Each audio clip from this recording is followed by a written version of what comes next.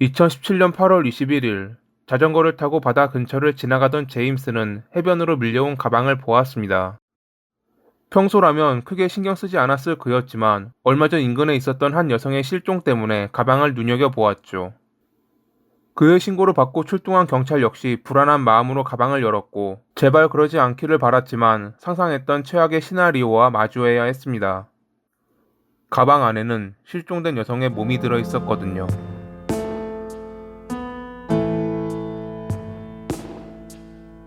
1987년 3월 23일에 스웨덴 트렐레보리에서 태어난 킴 월은 사진작가였던 아버지의 영향으로 저널리즘에 관심이 많았습니다. 미국에서 저널리즘을 공부하고 인도, 호주, 홍콩 주재원 등에서 프리랜서 기자로 일했던 그녀는 여러 나라를 돌아다니며 꿈꾸었던 삶을 살았습니다. 2015년에 그녀는 올레라는 남성을 만나 사랑에 빠졌고 덴마크에 위치한 한때 조선 소유자 산업지역이었던 레프살렌으로 이주했는데 이 지역에는 피터 메드슨이라는 괴짜 발명가가 한 명 있었습니다. 15살 때 1m가 조금 넘는 로켓을 직접 만들 정도로 발명에 관심이 많았던 그는 자기가 직접 만든 로켓을 타고 우주 여행을 하는 최초의 아마추어 우주 여행자가 되고 싶어 했습니다. 자라면서 잠수함에도 애착을 가진 그는 고등학교를 졸업한 뒤 용접과 공학 과정을 공부해 2002년에 첫 잠수함을 건조했습니다. 2005년에 만든 두 번째 잠수함은 덴마크 과학기술박물관에 전시되기도 했죠.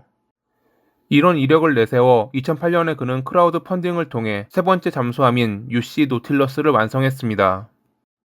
길이 18m, 무게 40톤, 8명까지 탑승 가능하며 5노트의 속도로 움직일 수 있던 그가 만든 잠수함은 많은 이들의 관심을 끌었습니다. 2011년에 그는 영화계에서 일했던 여성과 결혼했지만 자기 잠수함에 다른 여성을 불러 관계를 가졌습니다.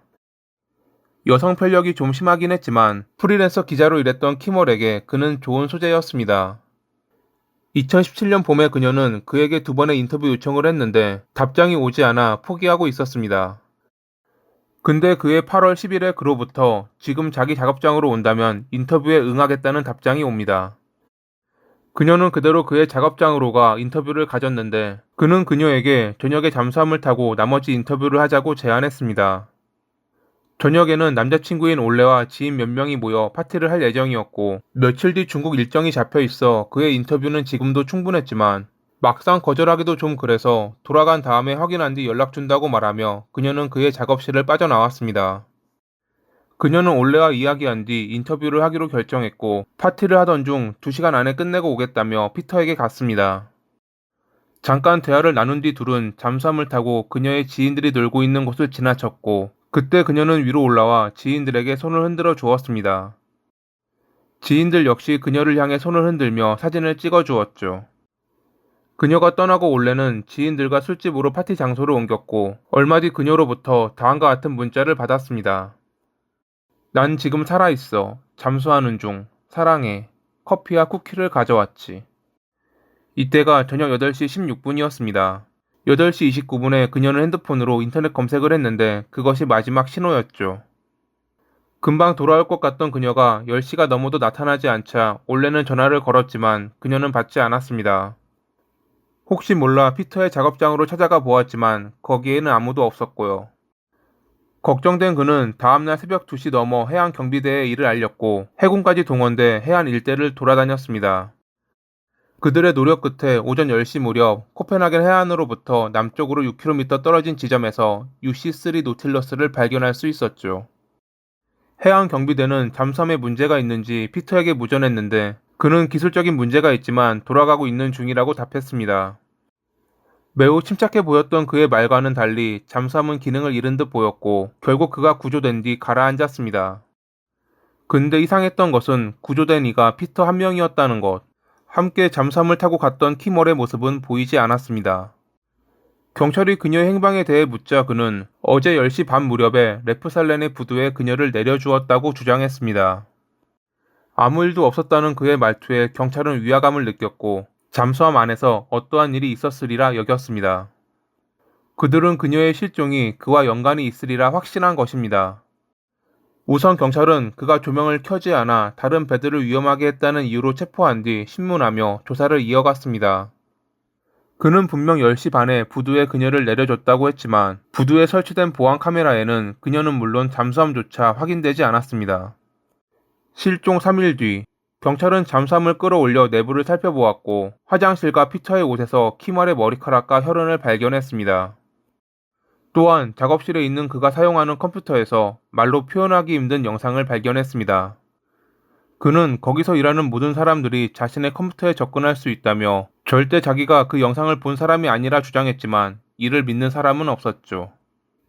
실종 11일 뒤, 해안을 따라 자전거를 타고 가던 한 남성에 의해 몸통과 납파이프가 들어있는 가방이 발견됐고 DNA를 확인한 결과 키멀이라는 것이 밝혀졌습니다. 납파이프는 떠오르지 못하도록 넣은 듯 보였죠. 그녀의 몸이 발견되자 피터는 말을 바꿨습니다. 그날 그녀가 출입문 해치에 머리를 부딪혀 사망했는데 당황스러웠던 그는 그녀를 바다로 던졌다고 합니다. 그때까지는 몸이 멀쩡했다는 정말 어처구니 없는 주장에 검찰은 그를 살인죄로 기소했습니다. 다른 증거들을 찾기 위해 해안 일대를 비롯해 잠수함 이동 경로에 있는 바다 아래까지 살펴본 결과 비닐봉지에 들어있는 키멀의 옷과 운동화, 칼, 앞서 발견된 것과 동일한 납파이프를 발견했습니다. 그리고 얼마 뒤 같은 방식으로 처리된 그녀의 머리를 비롯해 다른 신체 부위도 찾을 수 있었죠. 이 모든 것들을 발견하기까지 3개월이라는 시간이 흘렀습니다. 너무 물에 오래 있었던 탓에 그녀의 사인은 확인하기 어려웠지만 한 가지 분명했던 것은 있었습니다. 그녀가 해치에 머리를 부딪혀 사망했다는 피터의 말이 거짓말이었다는 것이죠. 발견된 그녀의 머리에는 어떠한 골절의 흔적도 없었거든요. 그녀와 인터뷰하기 전 그가 성인 사이트에서 고통, 깊숙하게, 여자라는 단어를 검색했다는 것도 드러났습니다. 이러한 증거 앞에서 그는 말을 바꿨습니다. 자기가 갑판 위에 있을 때 잠수함이 고장나는 바람에 해치가 열리지 않아 안에 있던 그녀가 일산화탄소 중독으로 사망했다고 말이죠. 그가 간신히 해치를 열었을 때는 이미 늦은 뒤였다고 합니다.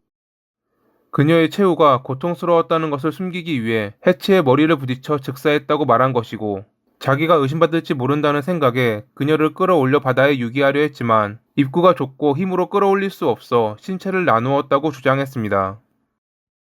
어차피 그녀는 사망했으니 해체할 때 고통은 없었을 거라는 뻔뻔한 말을 하기도 했죠. 하지만 그렇다고 치기에 그녀의 몸에는 드라이버로 입힌 상처와 특정 부분에 10개가 넘는 자상이 집중돼 있었습니다. 이에 대해 추궁하자 상처를 낸 것을 인정했지만 그녀를 살해한 것은 아니라는 모순된 말을 했습니다. 검찰은 그가 어긋난 성적 판타지 때문에 그녀를 살해했다고 주장하며 재판에서 그의 컴퓨터에 저장된 영상들을 증거로 공개했습니다. 결국 재판부는 논의 끝에 그에게 종신형을 선고했죠. 덴마크에서 한 명 살해로 최고형인 종신형을 선고받는 경우는 드물다고 합니다. 피터는 살인 유죄 판결에 대해선 항소하지 않았지만 형량에 대해선 너무 과하다며 항소했습니다. 당연히 그의 항소는 받아들여지지 않았죠.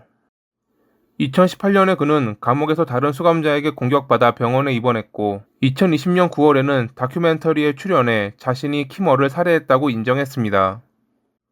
같은 해 10월에 교도소 직원을 위협해 탈옥했다가 감옥으로부터 500m 떨어진 곳에서 체포돼 구금됐죠.